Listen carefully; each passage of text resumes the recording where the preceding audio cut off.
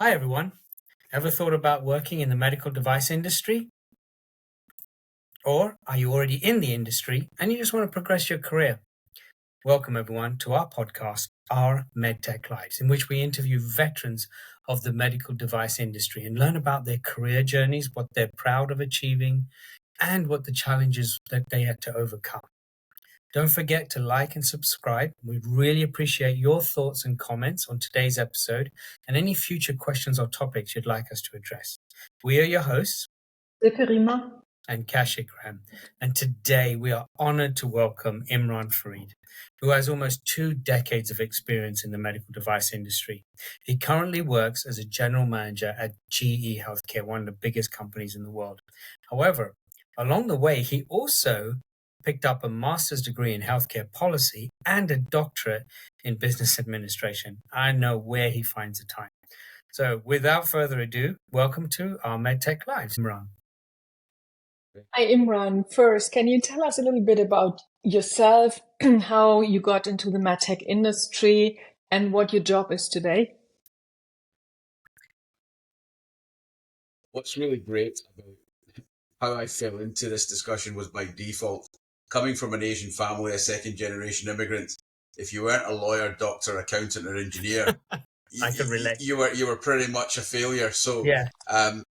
Coming from my brother, who's a medic, coming from a number of people in the family that were medics, medicine was the chosen path, career. That's what you had to do. So, dropping the bombshell to say I didn't want to do medicine is probably something that, as a 16, 17-year-old trying to explain this to my father was a tough one.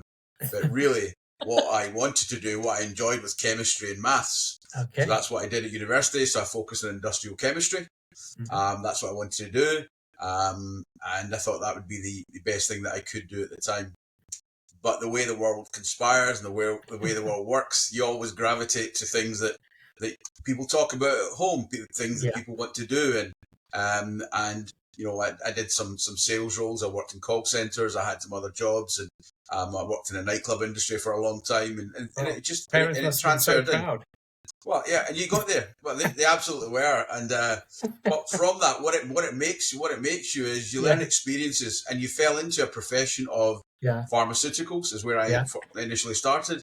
In those pharmaceutical sales roles and working for that at the time. And then I came across Tyco Healthcare. Moved back to Scotland and fell into the medtech device industry selling hernia mesh, which I learned a lot about that. And that's where the passion for medtech came in. And I think the bit around medtech is that you can make a difference to every person in the world with the technology and the ability, because we use that technology and innovation in everyday life of healthcare. And that's how I got into it. And since then, it was Tyco, then Covidien to Medtronic, and then Medtronic to GE. And along that way, I've met some wonderful people, learned some invaluable experiences, and now, for me, as Kash said, heightened my enthusiasm to say, how do we make healthcare better for everyone, not just from industry, but we're all consumers of healthcare. So how do we make it better for ourselves? Yeah, absolutely. I mean, you've had a fascinating career, and it's amazing. You started in sales, right, as a humble sales rep, but you're at the coalface. You saw what happened in hospitals. You saw what the doctors and nurses were trying to do, and then you did something that's unique. I mean, you're the only person I know who's gone off. I mean, most people go off and do an MBA, right? But you went off to say, well, how does healthcare delivery work, right? And you went off and did completely different education, which I find fascinating, probably because you come from that background with your family as well, being in medicine as well.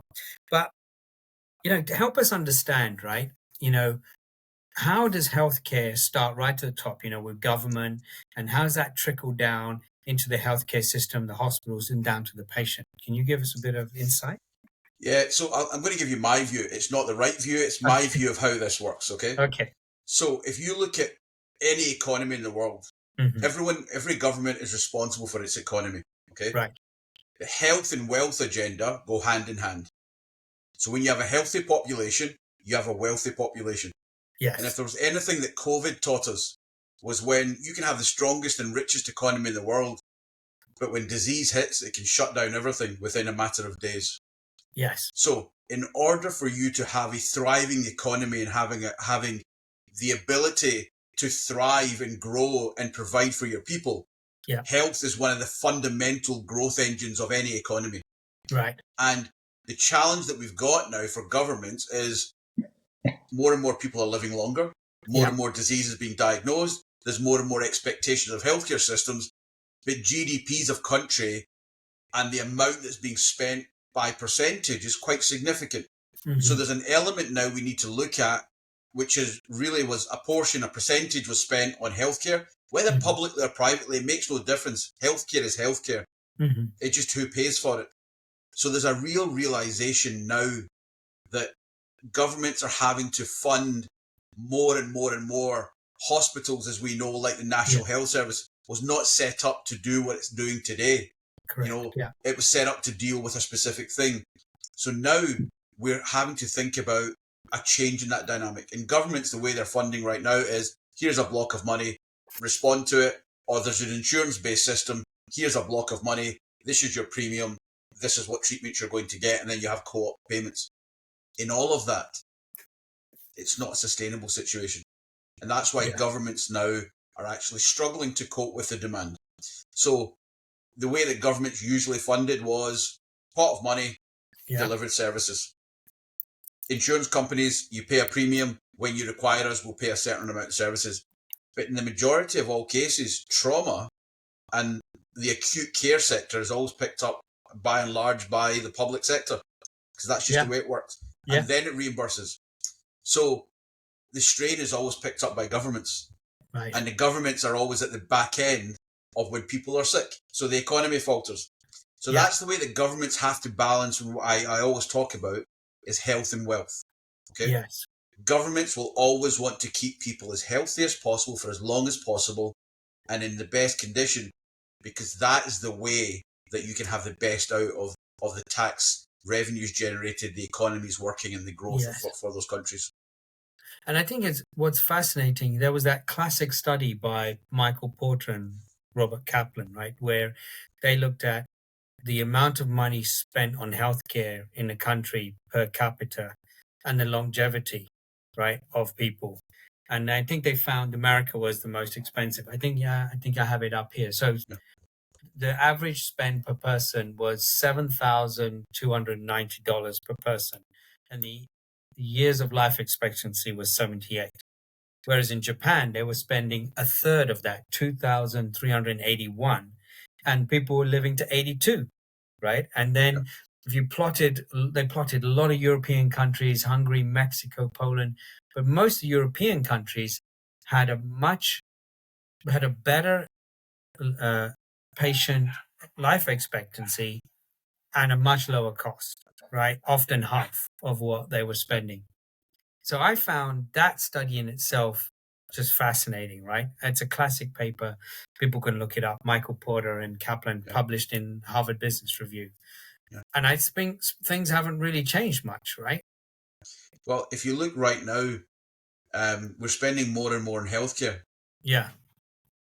Are we getting better outcomes? Well, there's two answers to that. One, we could say we're living longer. Yes. But is that just a factor of the fact we've got better drugs and better things that keep us living longer? Or actually, we're just spending more money and the outcome that we're getting for that is probably not the best return of investment or the best that we could possibly do for that. Could we do more? Yes. And I think this is the change of dynamic. So even when I look at the Porter studies and I look at some of these are look backs. Yes. These are looking at what we did. Yes. By the time that comes out and we implement what the findings of that is, we're already 5, 7, 10 years ahead of that. So what we're doing is playing catch up. Right. And I think the era of change now is how do we do things at more scale and speed to be able to maximize the benefit for us today. Yeah. And I think that's the conundrum that we all sit under. With whichever field of the medical world that you're in or the healthcare world that you're in, our quest is to improve access, expand access to care, and deliver that care in the most cost efficient way. And when I say cost efficient, it's not the cheapest. It doesn't have to be the cheapest. It has to be the most cost efficient that we allow people to access when they need it. Yeah, that's the important part. It doesn't have to be less expensive, just better at delivery, right? So the cost could be higher if the value you're getting is also higher, right? Than what it was before. That's the basis of value-based healthcare, right? Which you're an expert in. But so places around the world, right? You've spent many countries in your job. Who's getting it right? Because I hear in the news in the UK, right? We just had an election in the UK, right? And healthcare has been at the top of the agenda. Not enough hospitals, not enough people working in the hospitals, etc., etc. If I where should I go get my hernia treated if not in the UK? Well, I mean, there are, by and large, all healthcare systems do a really good job. Right. Okay? The question is how quickly you can access that. Okay. So I think the question you need to ask, again, on those conditions, the majority of what I would call life-threatening conditions, by and large, the NHS is fantastic at dealing with them. Yes. Okay. Most public healthcare systems are good at dealing with them. The question is, what happens if you need your knee, an arthroscopy, or if you need a ligament replacement, or you need a cataract done? Well, then the question is, that health condition is important to you. Yes. But there isn't the coping of the system. So I think there are elements that we need to learn. So I can't say one is better than the other. I probably have a lot of friends who would disagree with me that do these surgeries. But what I would say to you is the best thing that you can do is be in a system where you can get access when you need it. And I think that's the critical thing. And right now, some of the best countries that you can get access are probably in the Scandinavian countries, some of those countries where you can get access quickly and readily. There are places in the Middle East you can get that, but again, it's a privately based system, so there's complexities there. But then you have to balance what is the outcome. And I would always say, look at the outcomes you're getting for what you're getting, and whether or not it's better to wait or whether it's better to go now is a question that I think people need to make. But these are challenges that This is a fascinating topic, looking at healthcare from a macro level, right? Because like you, I've traveled to hospitals in so many countries, right? In Korea, you can see the patient where they are in the process in the waiting room because they're gregarious. All the family can watch.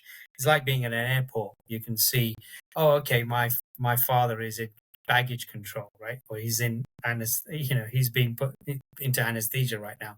You go in some of the European countries, you have amazing hospitals. They have art on the walls, right?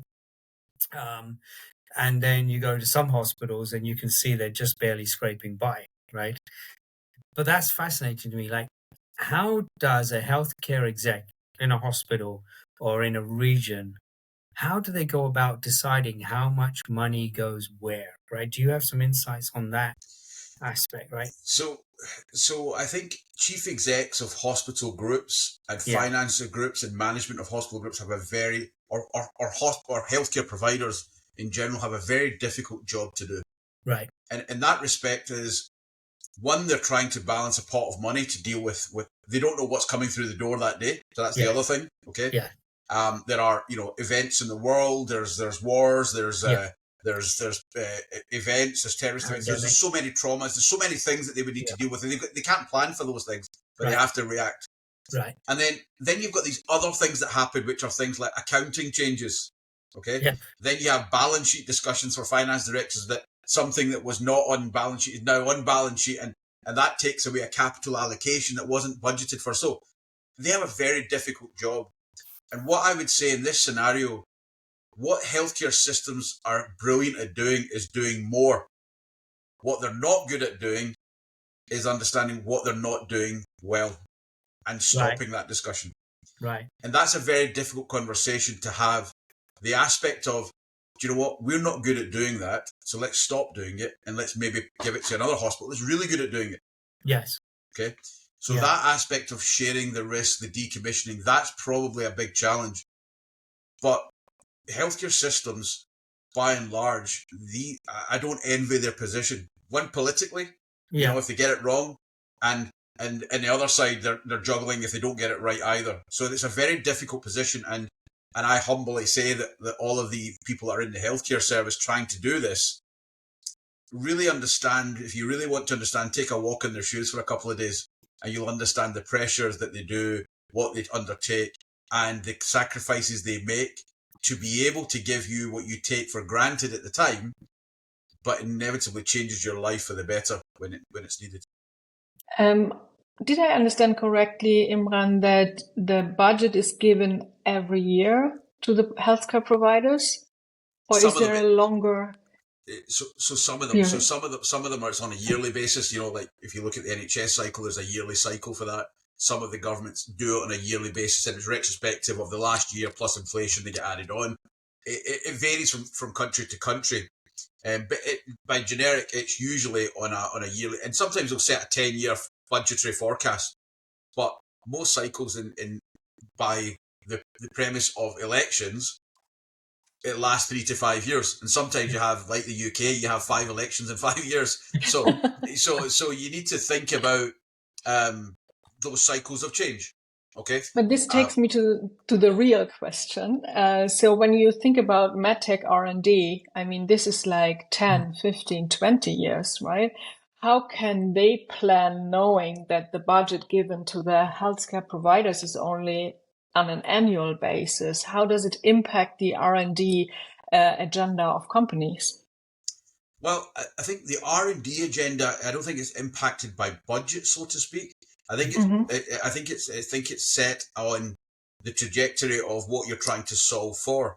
So if you're trying to solve for cancer, then that's not linked to a healthcare budget, so to speak. That's linked to the ultimate vision of solving for cancer. So your ultimate goal sets on that. I think what does play into it is reimbursement. So the go-to-market strategy has got to be linked hand in hand with a reimbursement strategy. And that's sometimes not thought of at the offset.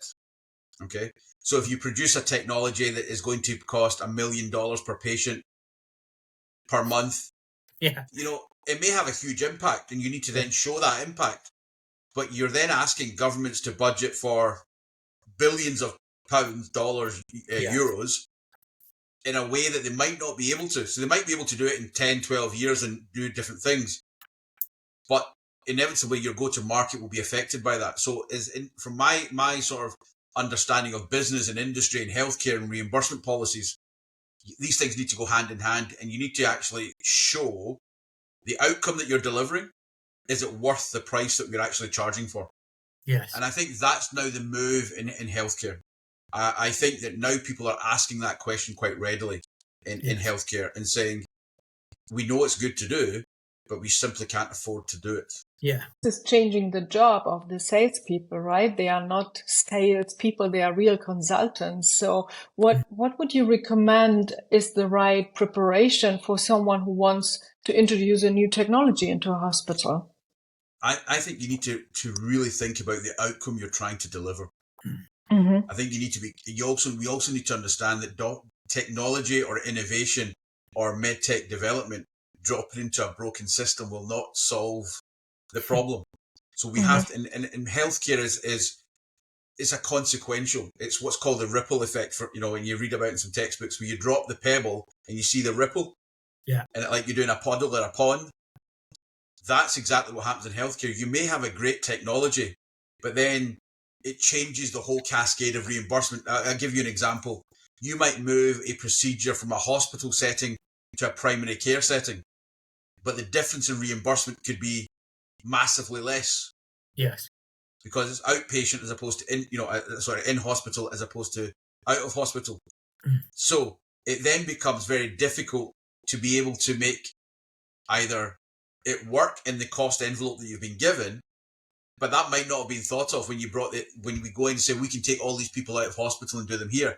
That cost envelope may mean a cost decrease for the provider, but they still have all the overhead costs. They still have all the same staffing costs. They still have all the overhead costs of gas, electricity, building, etc., etc. So for them, it's an income reduction. So it's understanding that dynamic, and I think that's what's changed in medtech.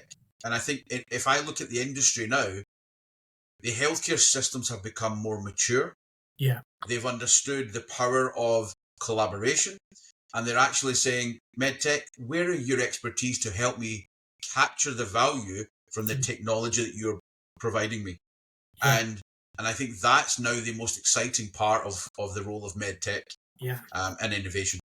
And that's where your job kind of took a bit of a turn, right? Because when we last worked together, you were very much outreaching to hospitals to help figure out, rather than, hey, look at this product, shiny new product, isn't it amazing? You were talking to them about how they optimize outcomes for patients and reduce their costs. We had departments that were just focused on talking to hospitals about it. So that's where there's the coming together of your job working for a med device company and how you help a healthcare how you help a hospital to work. So it's a little bit of how this healthcare management kind of meshes with your job in the company. So I think where it really gets, the healthcare management side really gets me to understand how we deliver healthcare. So Yeah. moving your thought process for being a supplier of things to the Widgets. healthcare system, Yeah. it actually, how do I become a partner in the delivery of healthcare? Mm. That is it's a very subtle difference, but a Yes. very important difference. Because when you can think about how we deliver care, you're going to look at things like the patient pathway. You're going Right. to look at, if I do this, what's the implication on this bit here? And I think that's the critical thing. So what doing healthcare policy and healthcare management and understanding that, but then also understanding how businesses need to operate. Okay? Yes. You get to bridge the gap, and you get to bring examples of excellence from both parts. So as a business, how can I help the healthcare system become more efficient? How can I help them with processes and skills that we learn in business on a day-to-day basis? Yes. Okay? On the other hand, how can I make the business think more like a healthcare provider? To think about the technology that you're developing here, in theoretical terms, is fantastic, Right. but the reimbursement will not allow it to become mainstream. Right. Okay, so let's now think about the business, the process, the reimbursement. How do we bridge the best of both worlds? Yeah. And industry and the what I would call the sort of standoff that's always been, just needs to be brought down. And I think if you pull all the right people into all the right rooms, I can say whole hand on heart, I got into the medtech world because I wanted to do something that I knew I was a consumer of. I know that I didn't have to be a doctor or a nurse or a medic or working in the healthcare system directly to make a difference. I could work in medtech to be able to drive results and outcomes. So that's where I think it comes together, Kash, where business and that. And I think, my own belief is learning. There's no one in any of the healthcare systems in the world has got it right, despite what everyone's going to say. So the only way you can fuel it is try to get as much knowledge as we can about systems, thinking, learning from other industries. What people have done to make things better. That's what we're expecting. I'll tell you a story, Silke, of a time where I realized that Imran thought about healthcare fundamentally different to me, right? We both went to a hospital to sell a product, which was quite expensive. And we were talking to them and we asked, how many cases are you going to do? And the numbers were really low, right? But my focus was, I'm selling this product. How do I close this deal? But I wasn't thinking about the hospital in terms of how that operates. Whereas Imran turned around and said, it would be cheaper for you to put them in a limousine and take them to the hospital down the road that has, or, in the next city that has this technology. That's when I realized Imran thinks very much, about a holistic part. And I was like, it was a huge insight for me. And I walked out of that meeting thinking, yeah, he's right. Selling this widget to this hospital doesn't make any sense, right? How they deliver healthcare is what we should be addressing, right? And that's what sparked my interest big time in that part of the business, right? And that's what I think, as young salespeople, we don't think about where the money's come from. We just see this big building, government's pouring money in one end, we're selling things the other way, right? And where's the limit to that, right? And I think 15, 20 years ago, we hit that limit, right? Where hospitals started talking about budget control and how much they were spend. And is that technology you're selling me going to give me a better outcome than what I already buy from you in that area, right? When I started, we never had those discussions, right? Doctors could pick, hey, I like this knee replacement. I'm going to use this one. I like this hip replacement. And now those decisions are made at a much higher level in the hospital, and you have to provide clinical evidence, healthcare economic evidence, all that stuff before a hospital will buy. They become much more professional in how they spend their money, right? While you were talking and Imran was explaining all of this, I was thinking about the time when we introduced the TAVI technology, because we were always selling to cardiac surgeons, and suddenly we gave a technology to the competing cardiologists. And I just thought when you were talking, Imran, it was exactly this. They had all this stuff for cardiac surgery, and suddenly the cardiologist takes over, right? So we didn't think about this at the beginning. We started to think like this when we had all the pushback from our original customers, and they said, you are moving into the cardiology area now. Good to know. So it was a kind of, not easy situation at the beginning. I think now it's quite harmonized and it's a normal technology, but at the beginning it wasn't easy.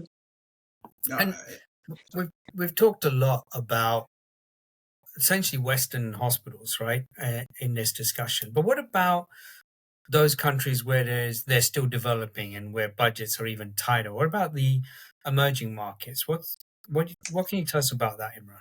So my view is they're actually more innovative and developing at a quicker rate than what we call. And I don't really like this word developing and developed.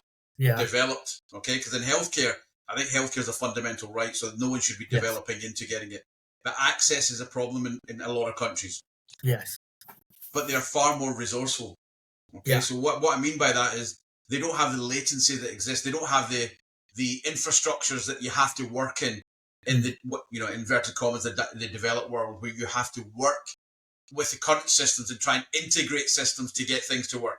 Sometimes they're going from having nothing to having the best quite quickly. So I can see them being more resourceful and actually utilizing different things to make their lives better for their people. So they teach, and there's also an element, I believe, where we sort of taken healthcare for granted in this part of the world. We expect it. In the other parts of the world, they take healthcare as an absolute, for them, a privilege to be even getting healthcare. Right. So in that respect, they don't waste the resources either. No. Okay, so I think there's a mindset change in those markets. But also, if you look at them, they've adopted more digital technologies a lot quicker than the Western world have. Right, yeah. In John Monroe, we spoke to him on a previous podcast, and he talks about how they're so innovative and how they have the products. They get them from somewhere, but they have them, right? They're very their thinking is more innovative, okay? Because they'll say, look, actually, how do I use connectivity to deliver healthcare? How do I use more remote care? How can I use certain things to be able to deliver? Now, I'll give you an example. In certain parts of the world, you may have a hospital, but the people that are accessing that hospital are 50, 60 kilometers away with no road infrastructure to get in. Right. Okay. Right.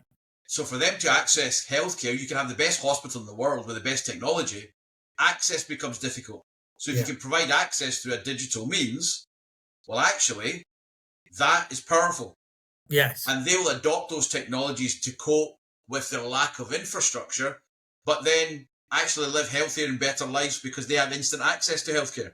Yeah. So you see where the sort of change is coming, and I wouldn't say it's not adopted. Digital healthcare is certainly taking off in the Western world, but we still like to see our physicians face to face. We still like to go and see our doctors and nurses face to face. That's just what we like. Yeah. But really, is that what we really need? Yeah. Okay, I'll leave it there to ask, but there's certainly a change in the market and dynamic. But that's where I think the beauty of they were going. And I don't know if you remember, Kash, there used to be, when I was selling hernia mesh, there used to be Professor Andrew Kingsnorth, who was a general surgeon, used to do this thing called Operation Ghana, where they used to go to Ghana to do hernias. Yeah, okay? Well, their hernias, they used to use mosquito net, and they used to use one suture per patient. Wow. Okay? But their outcomes were just as good, if not better, than they were here. Oh, wow. So you then ask yourself, let's just see. And that's what I mean by resourceful. What I mean by what is it they're being able to achieve with what little resources they have. Yeah. And that makes innovation a lot easier when you don't have the latency of, a digital health system record that needs to be integrated with 50 other record systems that existed. They don't have anything, so they can go from nothing to something very quickly. And that's why scale and speed in those markets is something we need to learn from. And we need to move away from some of the conversations that we have today. Imran, you just mentioned digitalization, but can we also talk a little bit about artificial intelligence? Does it play a role already today in decision making or whatever, in calculation? How is it today? And where do you see the future, maybe? Well, I think AI, and take it in two terms. Digitization, I think, is critical. Okay. Mm-hmm. If I take data and healthcare system today, recent studies will show you that a hospital produces, I think it's 50 petabytes of data, 50 petabytes of data a year per hospital. Okay? Wow. Okay. It's huge, right? Yeah. How much of that data do we actually use? 98% is not utilized. No. So if you really want to make a difference, we have to use that data. So how do we use that data? So digitization is going to be absolutely key. Yeah. The next question around is AI and what it can do for you. Mm-hmm. And I think we're starting to just scrape the surface of what AI is going to be able to do. So AI is not going to replace clinicians. I firmly believe that will not happen. What I believe, though, is we have a growing demand of healthcare. We have more patients wanting to access healthcare, and we don't have enough healthcare workers to be able to cope with that. So the delta between healthcare providers and workers and the access required is now expanding at pace. Right. This is where digital and AI can really roll in here. If you imagine AI now starting to make an impact on how can you schedule things better for patients, how can you make sure patients attend their appointments, all of these things, they can start to happen. And this is when I said right at the start, what can you learn from other industries? Aviation, energy, banking industry, customer service industry. They've been using lots of data to create customer-centric solutions for a long time. In healthcare, we're now at the start of using all of that data, not just to improve the clinical service, but how does the service interact as a whole? Okay, I think if I go back to the macro vision of where I see it, I think we'll have digital cities where everything is connected and you can connect, everything, you can look at everything, your healthcare system is connected to your gym, to your Fitbit, your Apple Watch, to all these wearables, your pharmacy, your dentist talks to each other, your podiatrist, everything will link in and it will give a holistic picture. And if you deviate from the norm, a healthcare clinician will contact you rather than you contacting them. Okay. Yeah. Are we that far away from that? Well, we have the ability to do it. Yeah. My belief is we have the ability, but digitization will take us a significant step forward. So now it's about how do we connect all of those data sources to be able to provide the information so that clinicians can react at the time when they need to and make a decision going forward.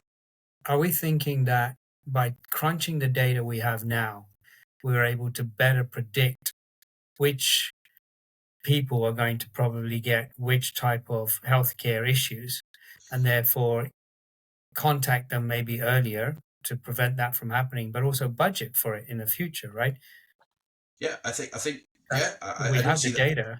I think that's the thing. Now, if I say, look, whilst we talk about creating new technologies and new innovation, etc., my big belief is new innovation technology is absolutely paramount. We have to evolve. We have to get things to go better. But the other fundamental thing is let's implement what we already know. Yeah. There has been billions of dollars spent on research and development on innovation and clinical research that has changed outcomes. but yet we still don't implement them in the way that they should be doing. So Yes. actually, let's talk about implementation science. Let's talk about measuring that through digital means. Implement it, measure it, do what's called the PDS, the Plan, Do, Study, Act cycle, the PDSA cycle. Let's study it. Did we do it well? And if let's make it better, and let's get to a point where it's implemented. That, for me, I think it's massive. That's a bugbear of mine that you and I have discussed many times, and sorry to interrupt you, but like NICE, right? The organization in the UK that evaluates technology, right? And they may say, okay, we've evaluated this technology for this disease state, and we recommend this is used, right? But then it's not implemented, right? Across the board, right? In my experience, I've not seen that automatically adopted everywhere, right? You have hospitals that still do different things, right? Why is that so difficult to achieve? So I think NICE do a really good job at understanding the impact. Okay, they're there to produce guidelines, and by all means, they study the information. They're an independent body that then gives the correct information for the guidelines that deliver to the healthcare system. Yeah. Silke, you asked me what cycles do healthcare budgets. They work on a yearly basis. Yeah. Okay. And by the way, NICE don't control the budget. They can make recommendations for it, but they don't control the budget. So then the payers, in inverted commas, have to make a decision on what do they fund. Okay. So a question, I mean, again, you and I have discussed this, Kash, before, is put yourself in the position of those policymakers and those people that are having to make the call. Yeah. Do you immunize 10,000 children for measles or treat a condition that might treat 25 people? Yeah. Okay, make a call. Neither answer is right or wrong. No. All I'm saying to you is which one would you fund, because you have a limited source of money. Tough job. And that's why the conversations around how does this happen, and those decisions that the people that are making those decisions in healthcare have a very tough job. And that's why I always say, before we say, but we have NICE didn't do it. It's not NICE. NICE's job is to look at the evidence, to suggest a guideline. Does it make sense? Absolutely. The payers then have to decide, how do I make this happen? And that will be around any disease condition or any disease state. And that's where I believe that the joined up, discussions need to happen between all parties that are involved. Patients, I think, need to be involved. I think clinicians need to be involved. Policymakers need to be involved. Industry needs to be involved. The pharma industry needs to be involved. They all need to sit down and understand the roles they play. And collaboration, for me, is the critical thing. During COVID, the huge learning there was that everyone, all industry, worked together to create a solution with the healthcare professionals to get the data. We got rid of a lot of red tape, and we could move things at pace. Okay, whether you agree with how it worked, what was able to do, things were able to move, and as a result, the world's allowed to reopen. Yes. So when we work together, we impact economies from healthcare in a far more significant way than if we all decide to work in isolation. Yes. That's, for me, is the most exciting part now about being in the medtech industry. The medtech industry now is allowing us to have some real cutting edge conversations, not just about technology and innovation and AI, which is all really important. It's how can we all work together to provide better healthcare and a more sustainable healthcare system, and create more access to healthcare for everyone in the world. And we all benefit from that. Medtech gets innovation, patients get more healthcare, governments prosper because people stay living longer for better, get back to work quicker, and you've got that health and wealth agenda. So in essence, if we all work together, that's what we get. And I think, to your point, Silke, you asked me about where do we see medtech, and what do they think about industry today? That's why I think medtech is such an exciting place to be today, because you're at the cutting edge of things you can see are about to happen, but you also know the challenges that it faces. So you sit in this position to be able to say, how can I help and how can I influence the change? And you've got wonderful people that will sit there and listen to be able to deliver that change. Yeah. With all you have said now, how is it implemented in your job, in your company, in terms of training the people who are facing customers and visiting customers? Are you training them, or are you going together, or how does it work? Yeah, I mean, again, I obviously no one's got it right yet. So but I think listening And and I think Wally talked about it. This part about consultative selling and understanding what your customers actually want and what you're trying to solve for. That's a key thing. And I'm privileged to work with GE Healthcare that allows you to develop those skills. And again, as Kash knows, even at Medtronic, and Covidian, the years that I spent there, we had some great leaders that allowed us to say, go and try these things, go and understand, come back to us and tell us what needs to be done. And right now I'm in a privileged position with where I sit within the leadership of GE. My leaders are asking us, how do we work with healthcare systems better? They open up conversations. Nothing's off the table. How do we become a partner in the delivery of healthcare? Those are the questions we're asking. How do we make access? The motto of GE is very clear: is creating a world where healthcare has no limits. Wow. That's for me. That's the gain. So if I look at that, that's what spurs us on every day. And we have a vision like that in a company like GE. It's a huge opportunity to be able to go and develop and try new things. And look, I've made plenty of mistakes. I've just got great leaders that cover up for me, but I made plenty of mistakes. But we all come from the right place. And if your heart's in the place of how do I make the system better, then ultimately you will make mistakes. No one gets it right all the time. Yeah. But you know what? You might just get it right for one patient. And if you do, that's a good one. So, Imran, you've often talked to me about these concepts around the psychological contract and psychological safety in healthcare, which I've always found fascinating. So can you just expand for our listeners on those topics? Because you're a thought leader in that area. Sure. So I think there's three. What we're in the industry we're in, we're asking for a lot of trust from a lot of people. Okay. I'm going to produce something that I'm going to ask you to use on somebody else. Okay? So let's just understand that is a risk and a lot of trust from a lot of people on things that they weren't really involved in. Okay? And that comes from guidelines, it comes from different things. So I think the goal here is psychological safety is being able to air your voice in a constructive environment where you get to a co-created way of doing what you're doing. And the psychological contract is understanding that I trust you to do that. Yes. I think it's a philosophy that's not really considered well, and I'm actually studying it as part of my doctorate right now, because for me it's a critical element of how do we take people with us in the journey.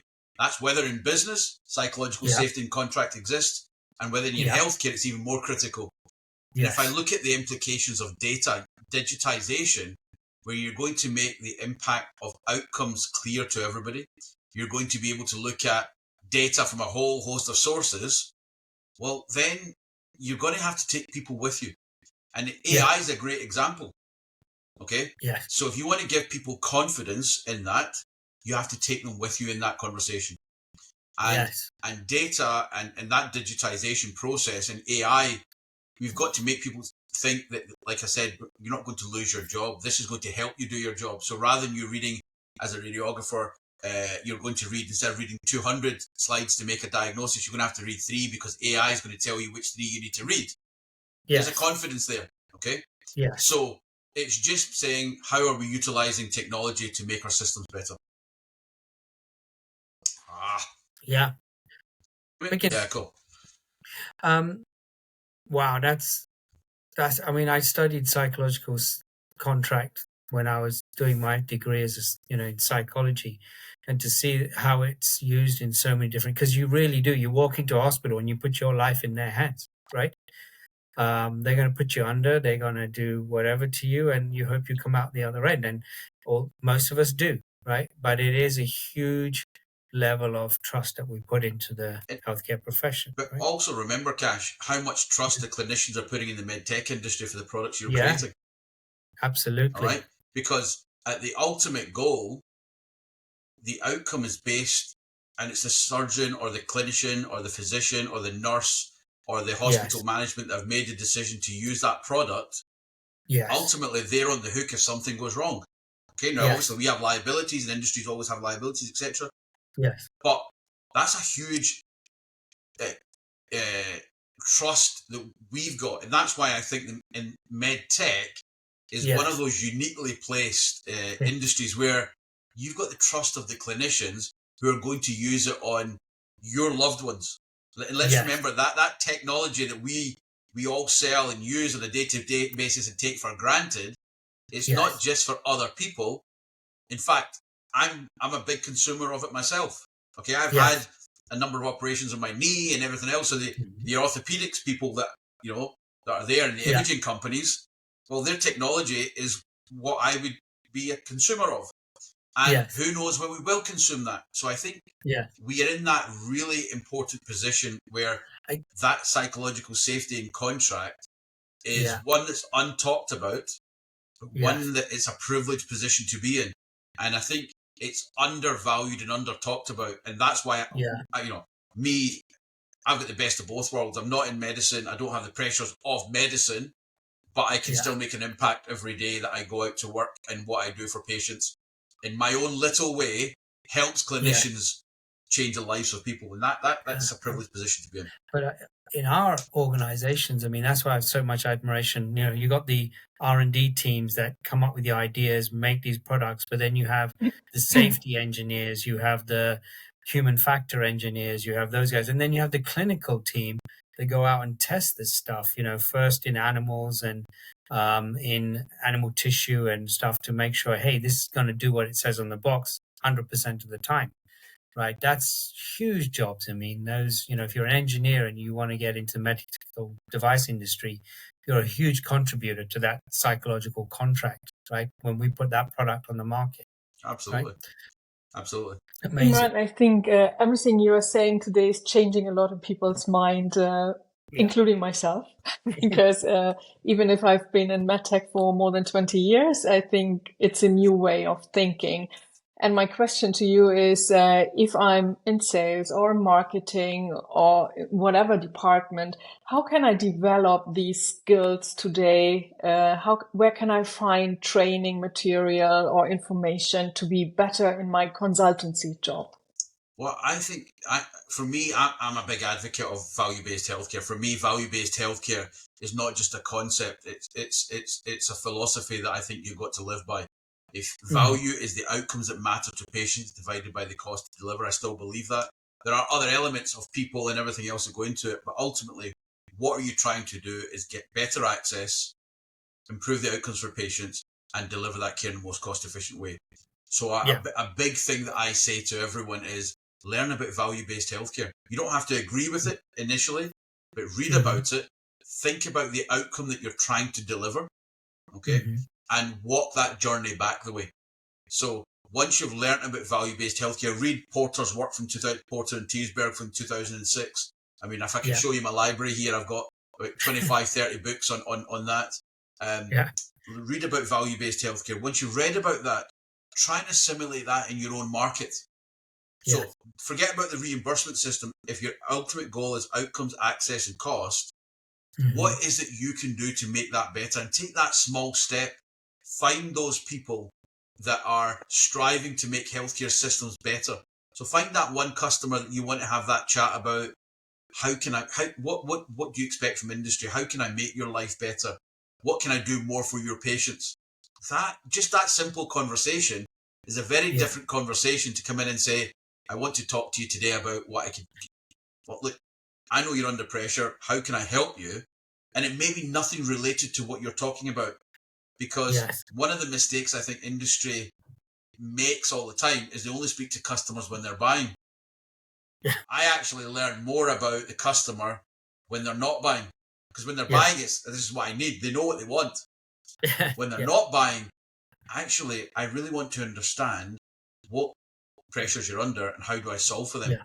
Because that, and I think we all remember those people who in our lives have made a big difference. I certainly do. There's so many people that have made a difference to my career, my thinking, my life, no more than my parents.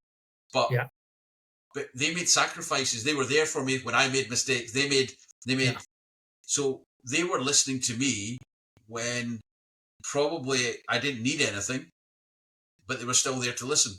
So, and I think that's a philosophy that I would take. Speak to your customers and ask them about what you can do to really help them in their day-to-day. And it won't just be about buying product. It will be other things. That's great advice. Absolutely amazing advice. So let me ask you then, what do you know now? What three things do you know now that you wish you'd known back when you went from working in nightclubs into pharma into Tyco Healthcare? When you were at Tyco Healthcare, what would you like to have known that you know now? I think I'd go a slight bit back. Even when you're going to school, the career choice you make or university choice you make and the course that you do doesn't determine where you're going to end up. Yes. So your preconceived ideas of I'm going to do this, this, and this. Guess what? It's not chemistry I do. And you were able to make a difference. Never stop learning, because I think when people finish university, they get into a job, they get into that habit, and 5 or 6 years later, their life's expanding. They may forget about the importance of. People are now talking very much around, that growth mindset. Growth mindset is also around what are you doing to learn and teach yourself new skills, and you don't need somebody to spoon feed you that. So I think I went through a hiatus of doing nothing really educationally after university to when I got to 30, having a real thirst for knowledge. So I would say, don't get out of the habit of learning. Yes. That there. And the last thing is, don't be afraid to make mistakes. I think we're too quick when we're starting out, whether it's in a job or everything else. We're too quick to worry about what if I get it wrong. Yes. The answer to me is, well, what if I get it right? Yes.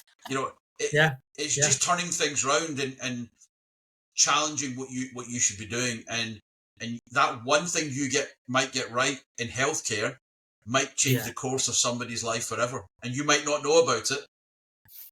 But as Kash will tell you, I've got a big karma belief that I think that those things come around. So the spiritual side of me tells me that you do the right things for the right people. Guess what? It will come back in abundance, and that I think it spurs me on.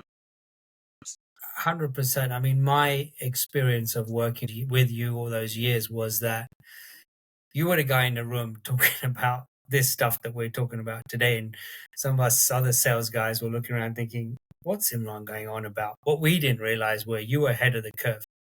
You were already where the ball is now. You were already talking about it when, customers were still, surgeons were still picking their favorite product rather than doing the cost-effective analysis.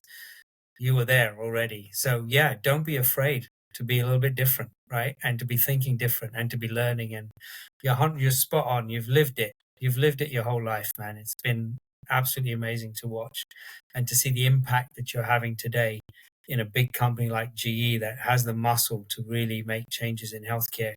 It's pretty incredible. So, thank you so much. If people want to continue this conversation with you, they can find you on LinkedIn, right? Yeah, absolutely. LinkedIn, my details are there. Contact me anytime. Happy to guide people, and I'm happy to link people up with key people that I think are thinkers in this space. And you said something that I'm a foremost thinker. I just think I'm a student in this place. So I'm just learning, and that's the philosophy and mindset that we have. We learn every day. We think, we make a change, and then every day is a new day. Every day is a learning day. I think 10 years from now, Silke and I are going to be sitting down over a cup of tea saying, this stuff that Imran was talking about 10 years ago, it's here. Happened today. We're doing it. And then I'll still be doing it while you guys. So I'm delighted. But thank you very much for having me. Amazing. You're an inspiration, Imran. Thank you so much for today. Keep doing what you're doing, and we will continue to watch from the sidelines and cheer you on. So thank you so much for spending the time to talk to us today. Thank you, guys. Take care.